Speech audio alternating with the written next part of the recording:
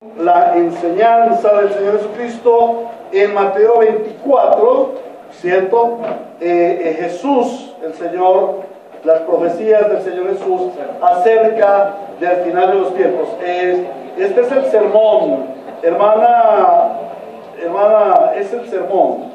Luego viene la escuela dominical para que le hagan saber. Sí, pastor. Sí, este es el sermón. Luego viene la escuela dominical. Entonces le ruego el favor de que vayamos al Evangelio según San Mateo, capítulo 24, versículos 1 y 2, y el mensaje de hoy es titulado Jesús anuncia la destrucción del templo. Mateo capítulo 24, versículos 1 y 2. Leemos la sagrada palabra del Señor en el nombre del Padre, del Hijo y del Espíritu Santo. Esto dice el Espíritu Santo a su iglesia Ríos de Gracia en este día. Jesús salió del templo y mientras caminaba se le acercaron sus discípulos y le mostraron los edificios del templo. Pero él les dijo: ¿ven todo esto? Les aseguro que no quedará piedra sobre piedra, pues todo será derribado. Palabra de Dios. Señor, en esta mañana estamos frente a tu palabra. Estamos escuchando la voz de Dios. Por eso te suplicamos que abras nuestros oídos, dispongas nuestro corazón, ilumines nuestra mente para escuchar, para discernir y para aplicar la santa palabra del Señor. Te ruego que por el mensaje de la palabra tu iglesia Ríos de Gracia sea edificada en la santísima fe que una vez y para siempre nos ha sido dada. Pero que también por la predicación de la palabra el pecador sea convencido de su pecado por el Espíritu Santo le conduzca al arrepentimiento y a la fe y pueda recibir el regalo de la salvación en Cristo Jesús. De mi parte, mi Señor, me considero como tu siervo en tus manos. Me has dado el estudio de la palabra y la organización del sermón. Ahora, Señor, te suplico que tomes control de mi vida para exponer el sermón, para que mis hermanos puedan entender el sermón, que sea una palabra entendible y aplicable a nuestras vidas. Yo solo soy un siervo tuyo. Dirígeme a toda la verdad para enseñar a mis hermanos la verdad. En el nombre de Cristo Jesús. Amén y amén. Muy bien, hermanos. Este pasaje que nos presenta hoy el Señor nos lleva a una pregunta. Los discípulos estaban maravillados con el templo. ¿Qué te maravilla a ti de la vida? ¿Qué te causa maravilla? ¿Qué te causa asombro? ¿Qué te maravilla del mundo en que vivimos? ¿Qué te maravilla de la religión, de la fe que practicamos? Como humanos tenemos tendencia a asombrarnos con las cosas de la naturaleza, con las maravillas de la ingeniería, con la tecnología y las comunicaciones, con el dinero, con la ciencia o el conocimiento, y también en nuestra fe. A veces nos maravillamos con el conocimiento bíblico, con el saber. Nos maravillamos, wow, estas cosas profundas del conocimiento de Dios. O nos maravillamos porque en la iglesia tenemos unas relaciones muy bonitas. O nos maravillamos porque es una iglesia ordenada, con muchas actividades, muy productiva. O nos maravillamos porque es una iglesia que crece mucho y cada domingo llega más gente y es una iglesia grande y llegamos a ser la iglesia más importante. ¿De qué nos maravillamos? El pasaje que hoy estudiamos nos relata cómo los discípulos del Señor se maravillaron del templo de Jerusalén y tenían razón para maravillarse de él. Pero se maravillaron sin meditar que a ese templo, a pesar de su lujo, de su belleza, le faltaba lo más importante. Ese templo era muy lindo, pero le faltaba lo más importante: la presencia de Dios. Así, muchos cristianos viven embebidos en las cosas del mundo, maravillados por lo que el mundo ofrece, por lo que el mundo presenta. O se maravillan de su iglesia, de la iglesia. ¡Ay, tan linda la iglesia! Y hablan de su iglesia y su iglesia les llena. Eso me hace acordar de una señora que asistía a la iglesia todos los días. Y ella llegaba desde por la mañana, hacía el aseo, preparaba el desayuno a la familia pastoral, atendía las visitas, atendía el teléfono. Y llegaba a las horas de la noche y se quedaban los discipulados, estaba saliendo a las 9 de la noche, 10 de la noche, para la casa. Un buen día trasladaron al pastor de esa iglesia, se lo mandaron por allá para otra iglesia. Y entonces llegó el nuevo pastor. Y ella siguió lo mismo, no, yo voy a estar al pastor. Y todo el día allá en la iglesia, y en menos de una semana el pastor le llamó y le dijo: oye, hermana, cuénteme de su vida, ¿usted es casada? Digo: sí, yo soy casada. Lo que pasa es que mi marido es un sinvergüenza, es un impío, un pecador. Entonces yo me dedico a las cosas del Señor, yo soy fiel aquí al Señor. Dijo el pastor: pues bueno, mi hermana, yo le agradezco mucho, pero realmente su servicio en la iglesia es muy importante. No quiero que se sienta mal, pero realmente no queremos que usted esté en la iglesia todo el tiempo. Váyase para su casa. Atienda a su esposo. Pero es que mi esposo es un borracho. Bueno, si su esposo es un borracho, cuando él se levante, usted le va a tener un juguito, su Alka-Seltzer, su limonadita, su aspirina, para que se le quite el dolor de cabeza y todo eso. Entonces, esa señora regañadientes obedeció. Dijo, el pastor le dijo: no, yo no quiero verla aquí tan metida en la iglesia. ¿Cuál era el Dios de esa señora? Sus actividades. La pregunta era: ¿y Dios estaba en su corazón? La historia termina en que ella obedeció al pastor porque era una mujer obediente, como lo ordena la Biblia. Y fue y obedeció al pastor a regañadientes.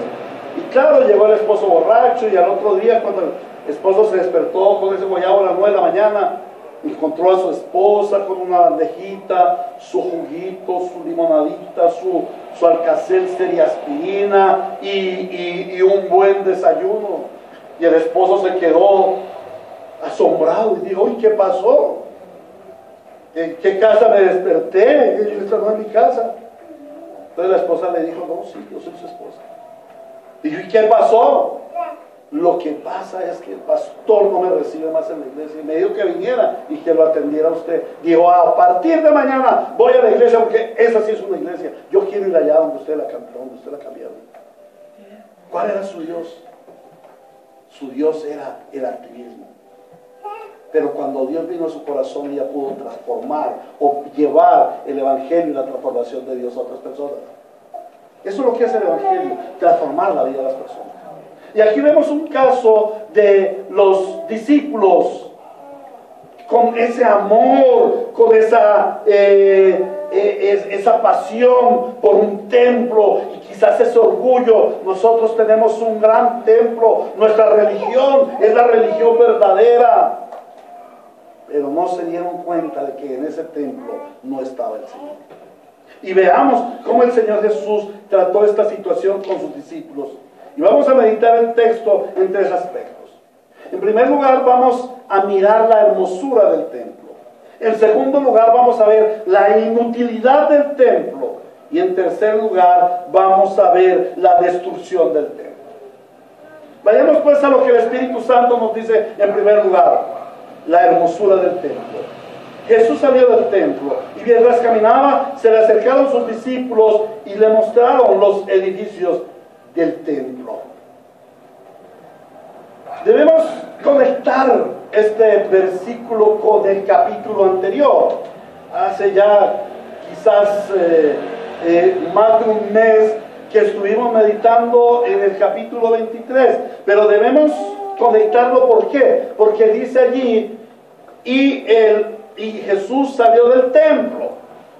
Entonces debemos irnos como así, ¿qué estaba haciendo en el templo? Recordamos que allí en el templo el Señor echó afuera a los cambistas, limpió el templo de los mercaderes de la fe, recibió la adoración, sanó a los enfermos, le dio vista a los ciegos y recibió la adoración de los niños que le decía Hosana al hijo de David. Fue reprendido por los fariseos y jefes del templo. Y luego vienen los ayes contra los fariseos en el capítulo 23 y en el 24, y luego al final el Señor finaliza su discurso diciéndole a los fariseos que su casa, o sea, esa casa, ese templo en donde ellos estaban, pero también hablaba de Jerusalén, les dice, y su casa quedará desolada. Vamos allí a Mateo capítulo 23,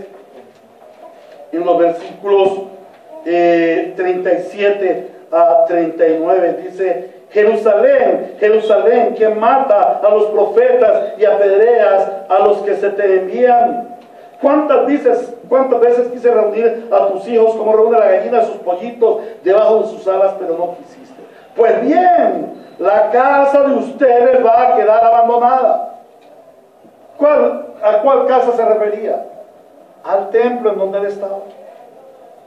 ¿Y qué dice? ¿El templo de quién era? Según el templo según la Biblia, ¿de quién es el templo? El templo es del Señor, ¿sí o no? Se supone que el hombre es un templo para el Señor. El templo es del Señor. El tabernáculo en el desierto era del Señor. El templo de Salomón era para el Señor. Pero el Señor Jesús, ¿qué les dice? La casa de ustedes. Esa no es mi casa. Ese no es mi templo. Yo no habito ahí.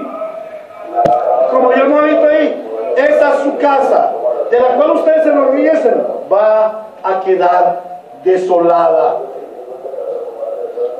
Y él termina esas palabras y se sale del templo, se sale del atrio especialmente. Él estaba, recordamos en la serie de sermones, él estaba en el atrio de los gentiles. Y entonces él se va, y se va con sus discípulos, se va rumbo al monte de los olivos.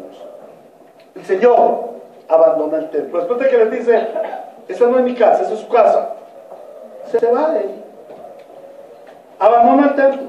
Y va a ser la última vez que él visite ese templo. Para los judíos, el templo era un lugar sagrado. O el templo debe ser un lugar sagrado. Pero ¿qué tan sagrado era? Miremos qué tan sagrado era aquel templo. Podríamos decir que era sagrado cuando había un negocio, una mercadería de la fe, cambistas de dinero, vendedores de cabras, chivos, ovejas, algunos de ellos maltratados, y cambiaban la fe por dinero. Y eso el Señor Jesús, que dijo: mi casa será llamada casa de oración, y ustedes la han vuelto una cueva de ladrones. Y los expulsó. ¡Qué santidad! ¡Qué pureza! ¡Qué tan sacro era ese lugar! Ese lugar ya no era sacro. ¿Por qué? Porque no estaba la presencia de Dios. ¡Qué tan sagrado era que el Señor Jesús en todo el capítulo 24 expone, desenmascara a los fariseos y maestros de la ley, a los principales del templo? Fariseos hipócritas, ciegos, guías de ciegos, les dice. Era sagrado el templo cuando era dirigido por hombres verdaderamente impíos, malos, aprovechadores de la fe de la gente. Pero lo peor, ¿qué tan sagrado era el templo? Que el mismo dueño del templo vino al templo y no lo dejaron entrar. Lo expulsaron. Le dijeron: ¿usted en nombre de quién y con qué autoridad está haciendo esto? No reconocieron que Jesús es el Mesías, aunque él dio todas las evidencias de ser el Mesías. Sus milagros, su poder, su santidad, sus enseñanzas. Dice, y la gente lo seguía porque él enseñaba con autoridad. Él enseñaba bien. Por eso la gente lo seguía. Entonces, ¿Qué tan sagrado era el templo? El Señor Jesús, el Hijo de Dios, el ser más santo, vino al templo y no lo recibieron. Lo echaron del templo, entonces no era tan sagrado el templo.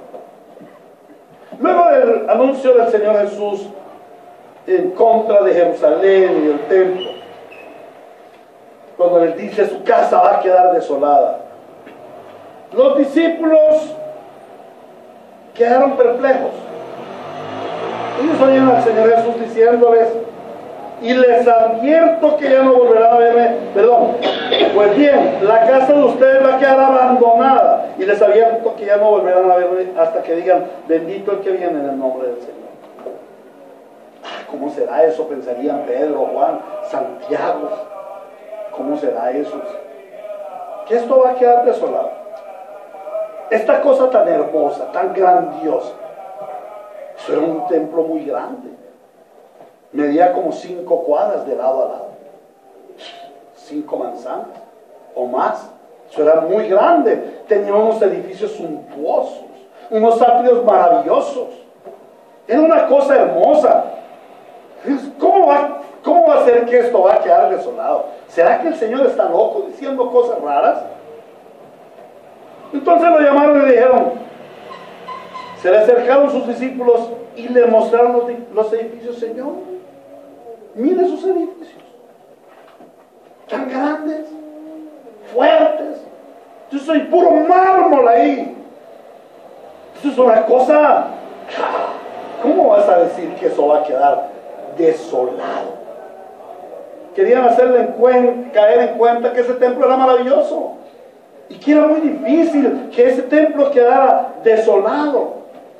Ahora, ¿cómo no maravillarse con esa joya arquitectónica? Se decía en la época que el templo era una de las maravillas del mundo romano. Ya habían desaparecido las 7 maravillas del mundo antiguo. Entonces decían que esas eran una de las maravillas del mundo romano. Y era un orgullo para Herodes, era un orgullo para Israel tener ese templo. Y era un templo que era frecuentemente visitado por turistas. Lo mismo que hoy, no se diferencian mucho. Hay mucha gente que va a ver el templo de la Madre Laura y todas esas cosas, ¿no? Y a donde el niñito Jesús de Praga, y allá van, porque es algo turístico, es algo llamativo. Entonces era una de las maravillas del mundo. Y era tal el orgullo de los fariseos que ellos decían, se les llenaba la boca diciendo: el que no conoce el templo de Herodes jamás ha visto un edificio hermoso. Tienen que conocer el templo de Herodes. Una maravilla, una maravilla. Veamos algunas de sus características. El templo era el más grande y opulento de los 3 templos que se habían construido. Recordamos los 3 templos. El primer templo fue el templo de Salomón, construido como 900 años antes de Cristo. Allí se puso el arca del pacto, tenía los lugares especiales, el atrio exterior, el lugar santo, el lugar santísimo. Allá estaba la mesa del propiciatorio, todo de la mesa de la propiciación la mesa de los padres de propiciación. Allá estaba la hornilla para el holocausto. Todo estaba allí como Dios lo había diseñado, ¿sí? Y allí en ese templo recordamos en el segundo libro de las Crónicas cómo el Señor se manifiesta a Salomón y viene el Señor a habitar en el templo. El Dios poderoso de los cielos y de la tierra viene y habita en el templo para estar en comunión con su pueblo Israel, con su siervo el rey Salomón y con el pueblo que lo amaba. Caramba, era un templo muy lindo, no tan grandote como el de Herodes, pero tenía la principal característica: la presencia de Dios estaba allí. Pero un día los judíos fueron infieles al Señor, se prostituyeron ante los ídolos, se vendieron ante los reyes extranjeros, y poco a poco la hermosura del templo fue menguando, hasta que finalmente sobre el año 612 o 615 a.C., Nabucodonosor, padre, llega a Jerusalén y saca a los judíos de allí, destruye el templo y se lleva todo lo poco que había quedado, porque ya habían saqueado bastante el templo. Y ese templo pierde su esplendor, queda en ruinas, es destruido. Pero 70 años después, el Señor, cumpliendo su promesa, trae a los cautivos de Babilonia, y trae un pequeño grupo, algo así como 50,000 judíos, volvieron, y allí hay un hombre que se llama Zorobabel, sacerdote, y Zorobabel levanta un nuevo templo. Pero este templo fue levantado a fuerza de lidias. No había dinero, no había recursos, había muchos enemigos, recuerdan Tobías, Sanbalat, no les dejaban el templo. Pasaron muchos años para poder levantar los muros de la ciudad, hasta que llegaron Esdras y Nehemías y terminaron la obra. Pero ese templo fue un templo muy enclenque, y al pasar de los años se fue destruyendo. Pero más o menos unos 20 años antes de Cristo, Herodes, para congraciarse con el sacerdocio, con la crema innata de la religión judía, les construye este templo.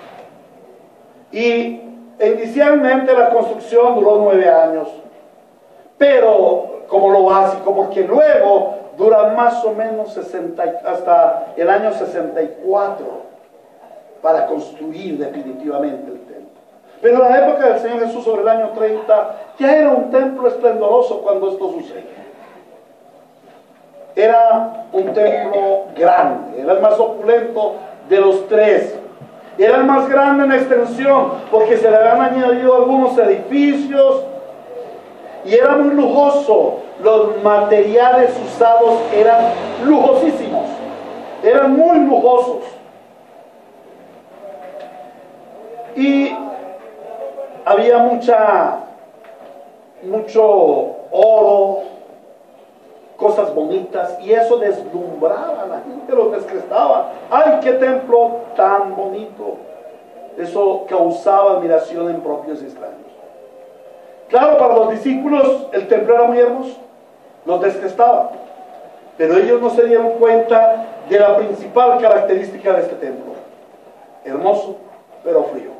Un templo sin sentido, un templo al que le faltaba lo más importante. Y eso nos conduce al segundo aspecto del templo que nos muestra el Espíritu Santo: la inutilidad del templo.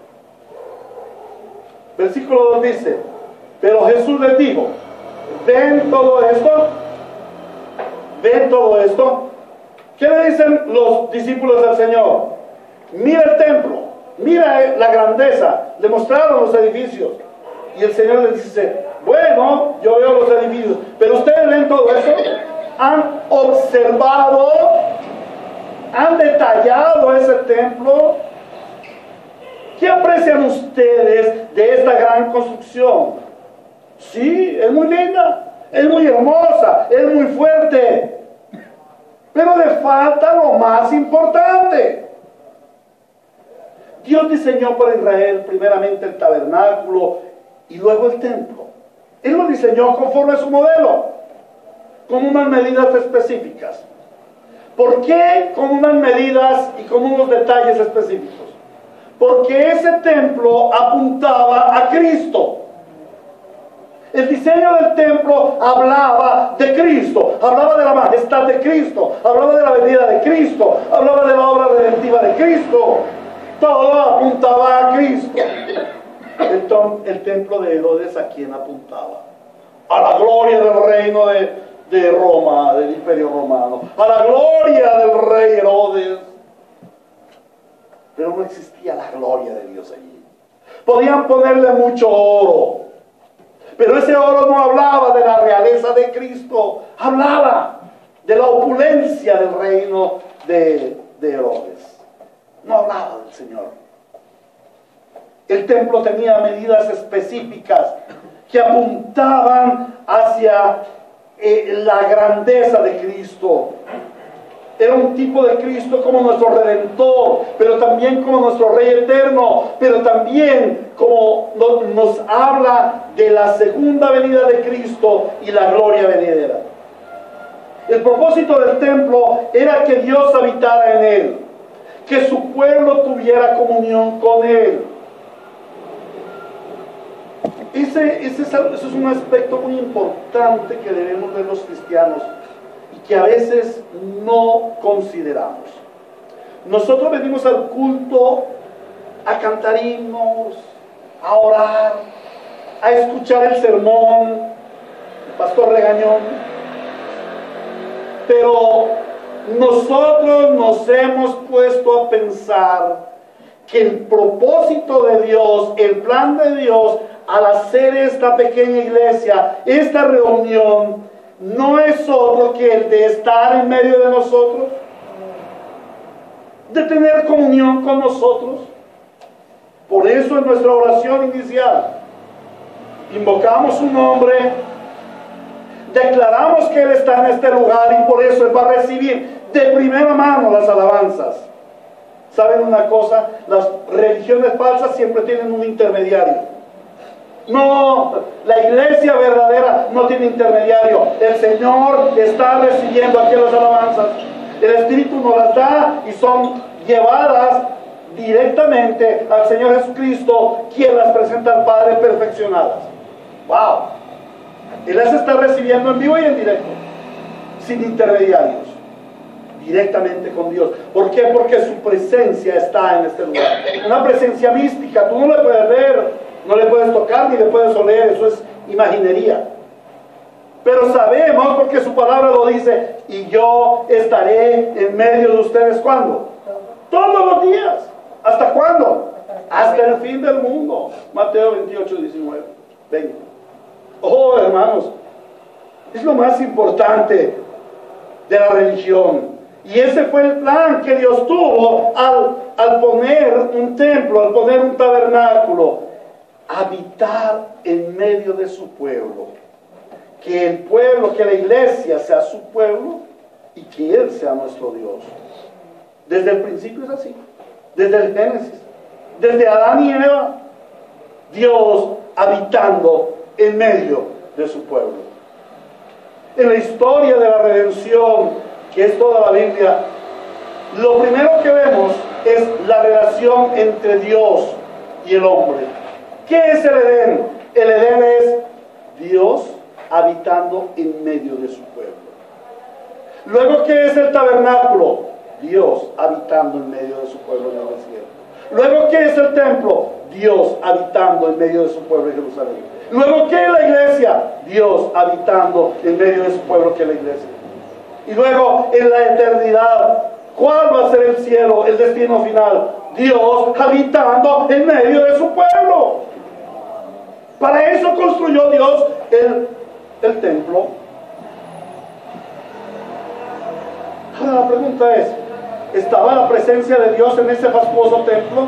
No, porque no era el diseño de Dios, no era el plan de Dios, era el diseño de Herodes. Otro aspecto del templo es que Dios lo diseñó para que en él se presentaran los sacrificios y holocaustos sustitutivos por el pecado del hombre. Allí los pecadores venían a traer sus ofrendas, sus holocaustos, para ser purificados, lavados por Dios. Pero resulta que vino el Cordero inmolado que quita el pecado del mundo y no lo recibieron, lo rechazaron, lo echaron. ¿Para qué servía el templo? Si ya no iba a haber sacrificios, porque el Cordero de Dios que quita el pecado del mundo es el único sacrificio suficiente, aquel templo ya no servía para nada. Hay muchas personas en este tiempo, judaizantes se llaman, o de los judíos también, que están esperando el templo de Jerusalén. El cuarto templo ya sería. La reconstrucción del templo. ¿Recuerdan? En la hermana Ángela que ella estuvo por allá. Allá creo que no queda sin un muro, ¿no?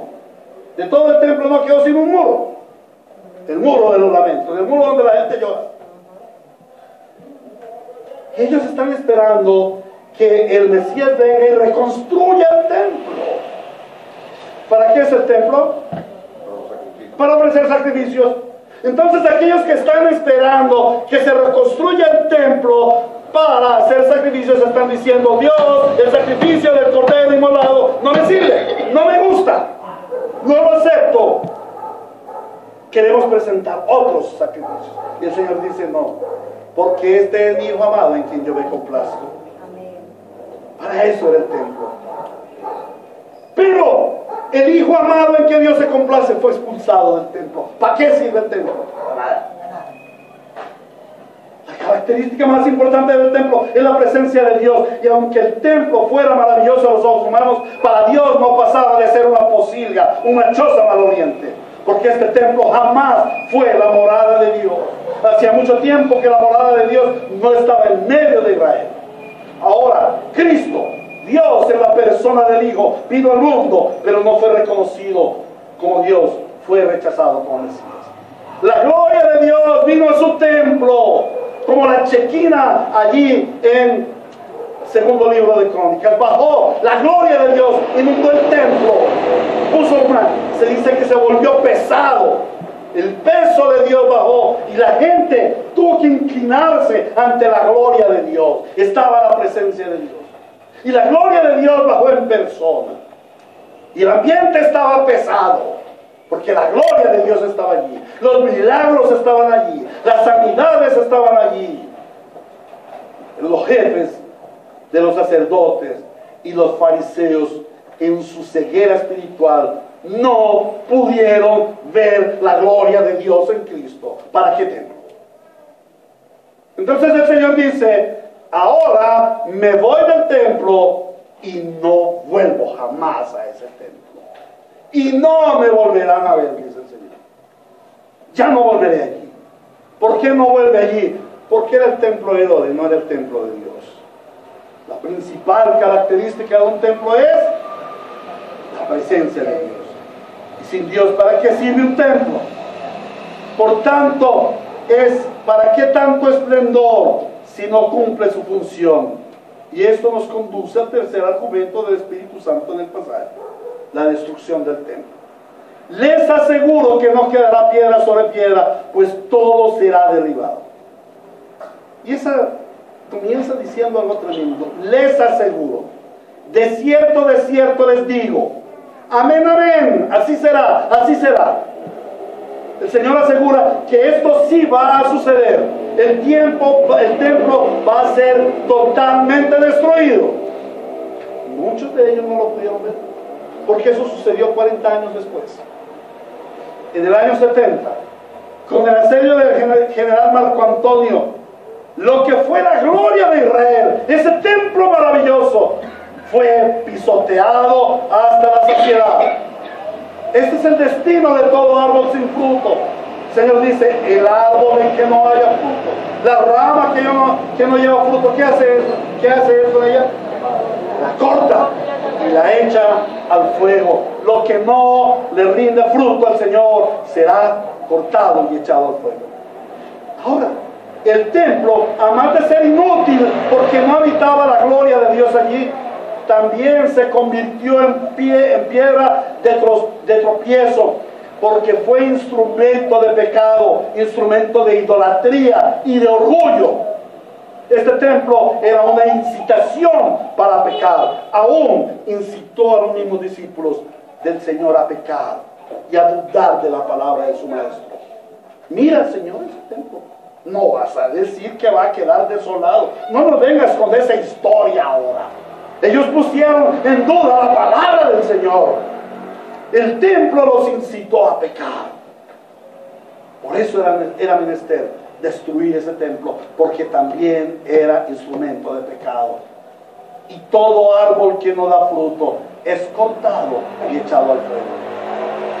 Algo que debemos apreciar en esta destrucción es que los judíos en el tiempo del Señor Jesús prefirieron ser amigos del emperador romano, del rey de Roma, y lo alababan. Prefirieron ser amigos del emperador romano, del imperio romano, que del Señor Jesucristo. Ellos quisieron congraciarse con Poncio Pilato y por eso le entregaron al Señor Jesús en sus manos. ¡Crucifícalo! Este es un hombre muy malo. Mátenlo porque él es un peligro para el imperio romano. ¿No es que le está diciendo que él es el rey de los judíos? Y después va a resultar diciendo que es rey de Roma. Mucho cuidado, mucho cuidado. Crucifíquenlo. Se lo entregaron a Poncio Pilatos. Y aún Poncio Pilatos dijo: no quiero tener nada que ver con esto. No hallo en el pecado. Verán ustedes qué hacen con él. Se los entregó. Pusilánime también.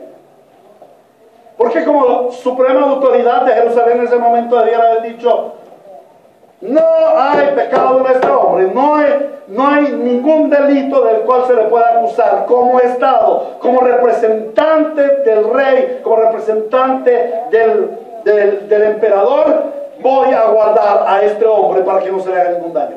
Eso es lo que debe hacer la justicia. Pero Poncio Pilato fue igual de inmundo, igual de pecador, y lo entregó a los judíos para que ellos lo maltrataran. Y luego se prestó para que el Señor Jesús fuera crucificado. A ese imperio romano que le sirvieron en bandeja de plata al Señor Jesús, fue el mismo imperio romano que 40 años después destruyó su gloria, su esplendor y su belleza del templo y de Jerusalén, porque vinieron las tropas de Marco Antonio y cegaron todo, quemaron todo, y se cumplió la palabra del profeta Jesús que dijo: no quedará piedra sobre piedra. Y esta es una triste historia que nos debe conducir a la conclusión que el Señor nos da. Para Dios, todo lo que no cumple con su propósito o que pretenda robarle su gloria es cortado y arrasado. Y entonces surge una pregunta para ti: ¿estás cumpliendo con el propósito de Dios en tu vida y en tu ministerio? ¿Eres árbol fructífero para el Señor o estás admirado con el templo del mundo? Este pasaje es una amonestación muy seria para la iglesia de nuestros tiempos, para la iglesia Ríos de Gracia. ¿Cuál es el esplendor de la iglesia? De la iglesia del siglo XXI. Ese es el problema, ya no es Cristo. El esplendor son fastuosas bodegas, televangelistas, grandes emporios capitalistas, robarles a la gente menos favorecida, a los que han engañado con una fe falsa. Ese es el problema. Y eso admira a la gente. Por eso posteriormente el Señor les dice: cuidado y los engañan, porque van a venir muchos diciendo: miren, el Cristo está ahí, está haciendo milagros. ¿Y qué se señala hoy? ¡Oh, gran campaña de milagros y sanidades! ¡Vengan! Aquí está el Cristo. Pero Él no es el Cristo. Por eso debemos tener cuidado. ¿Cuál es el esplendor de la iglesia hoy en día? Quizás su templo, a lo mejor sus actividades, a lo mejor su propia grandeza, quizás su alto nivel de conocimiento teológico. Y aquí amonesto a los hermanos que van a entrar al seminario: excelente decisión de terminar un año de sus vidas para ir a formarse en el ministerio. Gloria a Dios por eso. Pero cuidado, porque ahí hay una trampa del enemigo. Algunos de ustedes querrán ser cabezones y grandes maestros teológicos, entonces cambian a Cristo por el conocimiento teológico.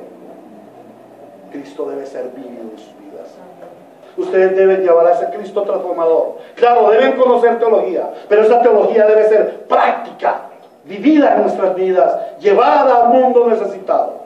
No se dejen engañar por el gusanillo del conocimiento, de la alta teología, de las profundas riquezas del conocimiento teológico. Y yo sé más que ustedes. Yo he conocido algunos seminaristas que llegan a su iglesia, que les pagó durante 1 año, 2 años, 5 años el seminario, aún hasta con esposa e hijos, apartamento, una millonada de dinero, y llegan como pavos a la iglesia. y sacan al pastor del púlpito y le dicen: ahora yo que tengo el conocimiento teológico les voy a enseñar, síganme a mí. Oh, qué orgullo tan terrible. El Señor nunca dijo que siguiéramos a hombres nulos. Sigamos a Cristo, hermanos.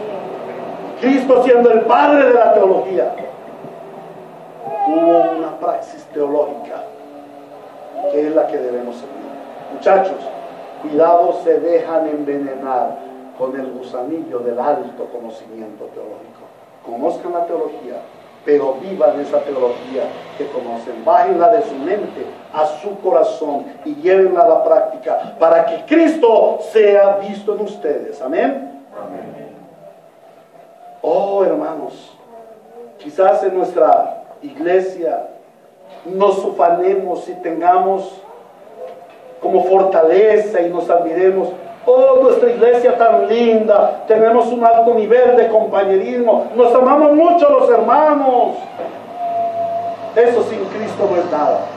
Si nos amamos los hermanos es porque Cristo está en el centro y Él es nuestro motivo de amor entre los hermanos. Es porque el fruto de Cristo está en nosotros. Que no lleguemos a convertirnos en una iglesia de mucho amor, pero sin Cristo, amor hacia el prójimo, pero sin amor a Cristo. Como el Señor llamó la atención en Efesios, en el capítulo 2, en el capítulo 2 de Apocalipsis, a la iglesia de los Efesios. Oh, reconozco tus obras y tu celo, pero te olvidaste del primer amor. Siempre debemos tener ese primer amor por Cristo. Los judíos amaban su religión, se admiraban de su templo, se enorgullecían de sus rituales, pero no tenían comunión con Dios. Estaban muy distantes de Él, tan distantes que cuando vino no le conocieron, le rechazaron y le mataron. Lo más importante de nuestra fe cristiana no son los rituales, o las obras, o el duro trabajo ministerial, o las propiedades de la iglesia, ni siquiera las manifestaciones sobrenaturales. Lo verdaderamente importante para nosotros, Iglesia Ríos de Gracia, ha de ser la presencia del Señor. Que anhelemos su presencia, que busquemos su presencia, que nos deleitemos en su presencia, porque sin su presencia no somos nada. Uno de los graves problemas de la iglesia moderna es que admiramos muchas cosas materiales, terrenales, pasajeras, pero no hemos aprendido a admirarnos de Dios. Los discípulos se admiraron de un templo que sería destruido, pero tenían enfrente a Dios y no se admiraron de Él, no se admiraron de Cristo. Y nosotros tenemos la presencia de Dios en el Espíritu Santo, pero muchas veces no nos admiramos de Él. No nos sentamos a contemplarlo en la palabra, a aprender de Él. Y yo te hago la pregunta: ¿qué aprendiste de Dios hoy? ¿Qué te llevas en tu corazón para tu casa, para meditar en esta semana? Que hayas conocido a Dios y que te admiren. A mí me admira eso, que dice: el árbol que no da fruto será cortado y echado al fuego.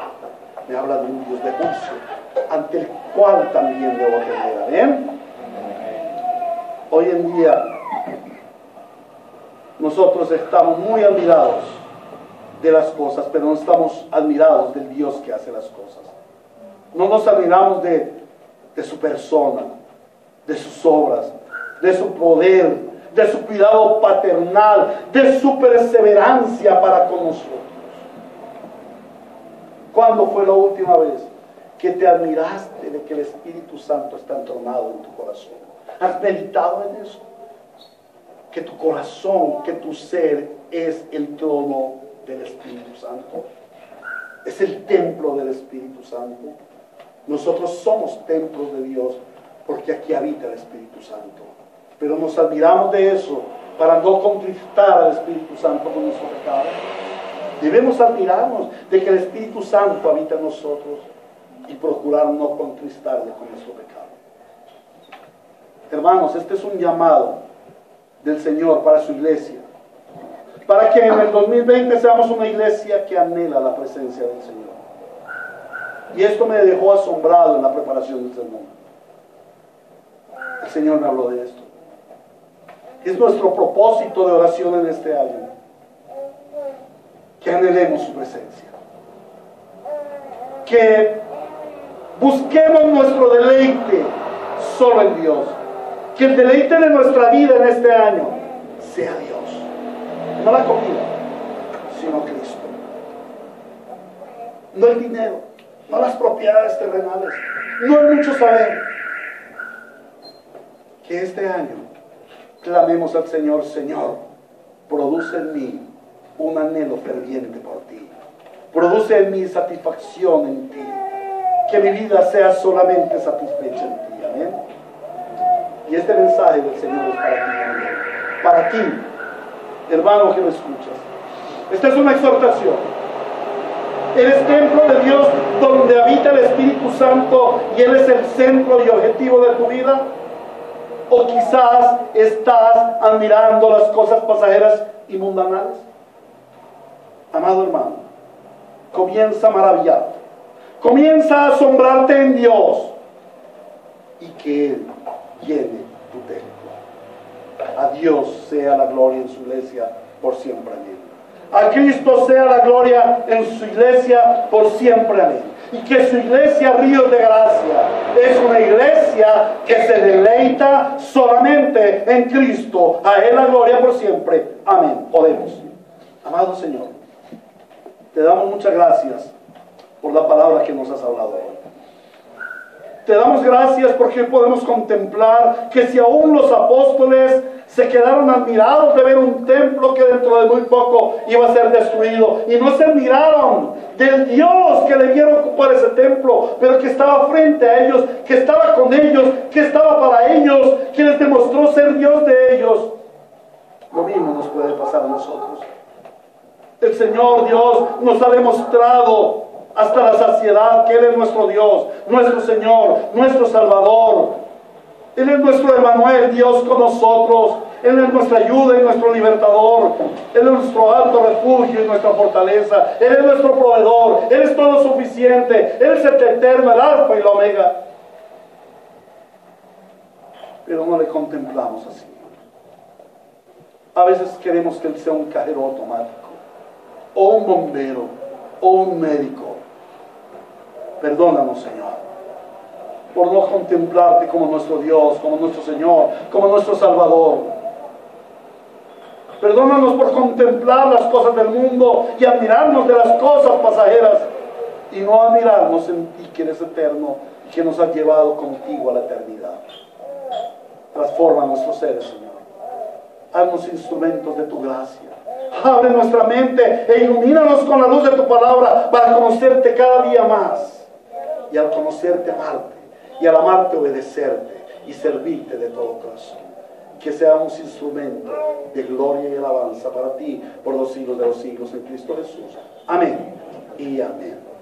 Muy bien, amados hermanos.